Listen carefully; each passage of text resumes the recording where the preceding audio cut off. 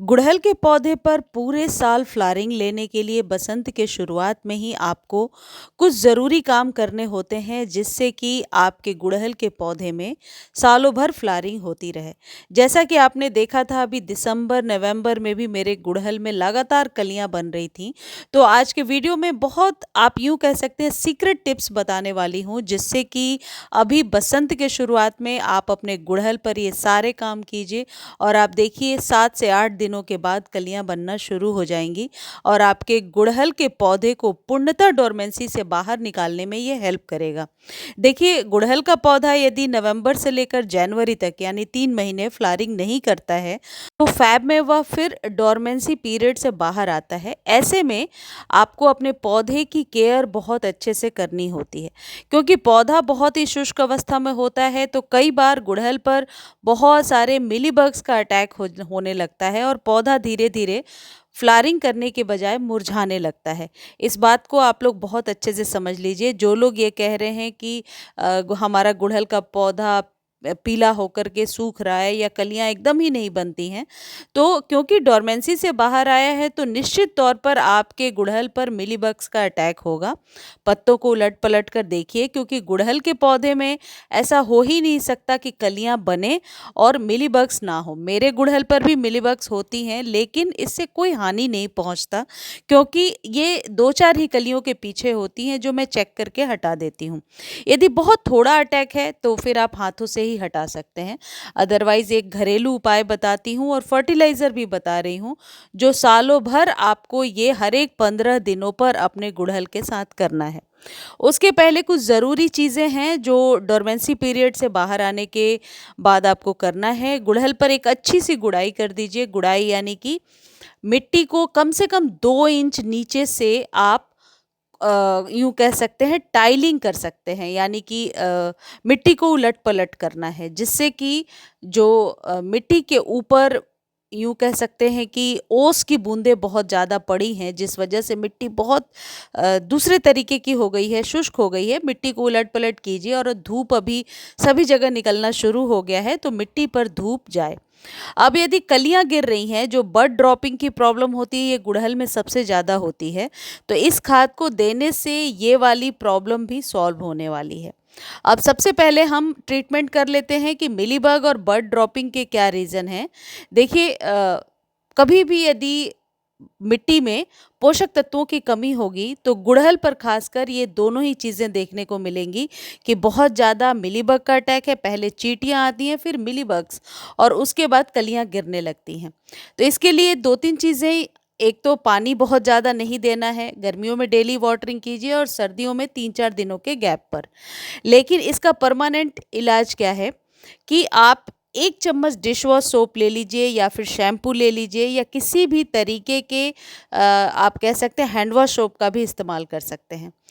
वो लेकर के हैंड वॉश सोप लेकर के और आप पानी में डालिए। पानी 1 लीटर 2 लीटर जो स्प्रे बॉटल है आपके पास, और बहुत अच्छे से उलट पलट कर आप इसको स्प्रे कर दीजिए। इसमें जो कास्टिक होता है जिससे कि मिलीबग की ऊपरी जो सतह होती है वो कठोर होकर के गिर जाती है, इसलिए दोबारा भी ये जल्दी अटैक नहीं करता है। ये फंजीसाइड से भी ज़्यादा असरदार नुस्खा होता है। कई बार फंजीसाइड का इस्तेमाल करने के 2-3 दिनों के बाद भी आप देखेंगे कि पौधे पर वापस मिलीबग का अटैक हो गया है। लेकिन ये जो शैम्पू का पानी या डिश वॉश सोप का पानी जो मैं आपको बता रही हूँ ये बहुत ज़्यादा असरदार होता है। तो इसे आप 15-15 दिनों पर रिपीट करेंगे। अकॉर्डिंगली मान लीजिए कि आपके पौधे पर अटैक बहुत ज़्यादा है तो आप वीक में 1 या 2 बार कर लीजिए। यदि आपको लग रहा है कि अटैक बहुत कम है तो 15 दिनों पर इसे रिपीट कीजिए। ऐसा करने से एक तो आपके पौधे की पत्तियां बहुत क्लीन रहती हैं जिससे कि पौधा स्वस्थ भी बनता है। ये जो ट्रीटमेंट है आप अपने हर उस पौधे के साथ कर सकते हैं जिस पर कि एफिड्स मिलीबग्स वगैरह का अटैक है। ऐसे फोर्स के साथ आपको वॉश करना है। इससे पत्तियां धुलकर क्लीन होंगी और जो ग्रीन पिगमेंट है वो पत्तों पर बहुत ज़्यादा आएगा, यानी कि फोटोसिंथेसिस का जो प्रोसेस है वो तेज हो जाएगा और पौधा आपका स्वस्थ होगा। अब हम ये देखते हैं कि कौन-सा एक फर्टिलाइज़र हम चूज़ करें, जो गुड़हल पर हमको हर एक 15 दिनों पर देने से लगातार फ्लावरिंग मिलती रहे। और ये मैं अपना आज़माया हुआ नुस्ख़ा बता रही हूँ। मैं गुड़हल पर इस फर्टिलाइज़र का इस्तेमाल हर एक 10 टू 15 डेज़ पर करती हूँ। आपको करना क्या है, आपको लेने हैं बनाना के छिलके, और जो बनाना के छिलके हैं, इनमें बहुत ज़्यादा पोटेशियम होता है, और पोटेशियम आपके गुड़हल के पौधे की रिक्वायरमेंट को फुलफ़िल करता है। ऐसा नहीं है कि यही खाद और सारे फूलों वाले पौधों पर बहुत ज़्यादा असर करेगा, लेकिन गुड़हल पर ये आप करके देखिए, मैं गारंटीड कह रही हूँ कि पूरे साल फ्लावरिंग होगी। और आपको करना क्या है, मान लीजिए एक 10 इंच का कंटेनर है, तो उस पर 2 आप केले के छिलके ले लीजिए, उस हिसाब से लगा लीजिए। और आपको लेना है 1 चम्मच कॉफ़ी। ये जो कॉफ़ी पाउडर होता है, इसमें भी पोटेशियम बहुत ज़्यादा मात्रा में, हालाँकि और भी चीज़ें हैं, लेकिन जो काम की चीज़ हमारी है वो है पोटेशियम। यानी केले के छिलके में जो चीज़ें पाई जा रही हैं और कॉफ़ी में जो चीज़ें होती हैं, इन दोनों को मिला कर के हम अपने गुड़हल पर बहुत ही जल्दी, मार्च के फर्स्ट वीक में ही आप देखेंगे कि फ्लावरिंग शुरू हो गई है। बहुत जल्दी फ्लावरिंग ले सकते हैं। अब आपको करना क्या है, इसे पानी में भिगो दीजिए। पानी अपने अकॉर्डिंग 1 लीटर या 2 लीटर ले लीजिए, जितनी आपकी रिक्वायरमेंट है। और केले के छिलके जो मैंने हिसाब बताया वो काट करके डाल दीजिए रात में, और 1 चम्मच कॉफ़ी पाउडर डाल करके छोड़ दीजिए। अब ये मिश्रण बन करके रेडी हो गया। अगली सुबह आपको क्या करना है, पौधे की गुड़ाई कर दीजिए। मेक श्योर कि मिट्टी ड्राई होनी चाहिए। गीली मिट्टी में खाद देने से सिर्फ और सिर्फ फंगस क्रिएट होता है, कोई फ़ायदा नहीं होता, जड़ों तक कोई प्रोसेस नहीं होता, कुछ खाद नहीं पहुंचता। तो बार-बार मैं इस चीज़ को रिपीट कर रही हूँ, गीली मिट्टी में कभी भी खाद ना डालें। उसके बाद इसे आप चाहें तो छान लीजिए, या फिर डायरेक्टली भी डाल सकते हैं यदि आपने केले के छिलके को छोटे-छोटे टुकड़े में काटा है।